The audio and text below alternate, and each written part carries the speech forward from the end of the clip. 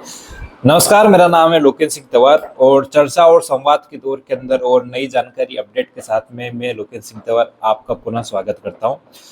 दरअसल हमारा वीडियो बनाने का और वीडियो लाने का मेन उद्देश्य ये रहता है कि युवा वर्ग को वो प्रत्येक नागरिक को सही जानकारी मिल सके, क्योंकि होता ये है कि हम हमारे पास में सही अप्रोच नहीं होती, हमें ये नहीं पता होता है कि किस काम के लिए हमें किस जगह पर जाके किससे बात करके और किस काम को करवा लेना है।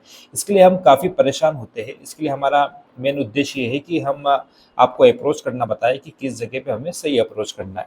ये ठीक उसी प्रकार से है जिस प्रकार से आपने कैरम के गेम को देखा होगा, जब हमें पता होता है कि किस जगह पे निशाना लगाने से कौन सी गोटी को हम रिवर्स करके भी गोल के अंदर डाल सकते हैं, वरना हम एक गोटी को लेने के लिए काफ़ी परेशान होते रहते हैं। इसी प्रकार से कई बार ये जीवन के अंदर भी देखा जाता है कि कई बुजुर्ग होते हैं या फिर कई युवा वर्ग होते हैं, वो अपने कामों के लिए सरकारी दफ्तरों के चक्कर काटा करते हैं।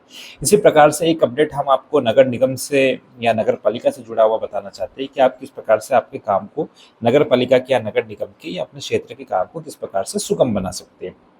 देखिए, जिस प्रकार से देश के अंदर प्रधानमंत्री है और प्रधानमंत्री के पास में बहुत सारे मंत्री हैं अलग अलग विभागों के। किसी के पास में राजस्व का विभाग है, किसी के पास में कृषि है, किसी के पास में रेलवे डिपार्टमेंट है, किसी के पास में विदेश, किसी के पास में सड़क, किसी के पास में परिवहन, अलग अलग जो उनके डिपार्टमेंट के काम दिखते हैं।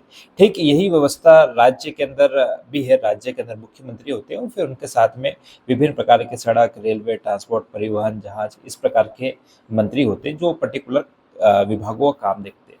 लेकिन क्या आपको पता है कि नगर पालिका के अंदर भी इसी प्रकार के मंत्रिमंडल की व्यवस्था है। जिस प्रकार से केंद्र के अंदर मंत्री होते हैं, राज्य के अंदर मंत्री होते हैं, उसी प्रकार से आपके नगर पालिका और नगर निगम के अंदर भी मंत्री होते हैं।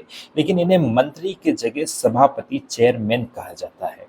ये ठीक उसी प्रकार से होते हैं जिस प्रकार के आप देखते हो लोकसभा के अंदर जो सांसद होते हैं, वो चुनाव तो सांसद का ही लड़ते हैं, लेकिन उन्हें आगे मंत्री बना दिया जाता है।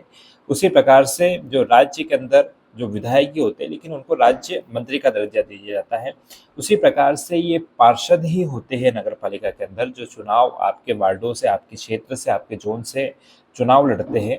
और लेकिन जब इनके परफॉर्मेंस के आधार पे, मेरिट के आधार पे और विभिन्न प्रकार के समीकरणों के आधार पे इनको मंत्री यानी सभापति का दर्जा दे दिया जाता है। तो किसी के पास में उद्यानिकी का विभाग होता है, किसी के पास में सफाई कार्य का विभाग होता है, किसी के पास में टेक्नोलॉजी का विभाग होता है, किसी के पास में कृषि, किसी के पास में शिक्षा, और अलग अलग प्रकार के विभाग अनेकाएक व्यवस्था के अनुसार विभाग होते हैं।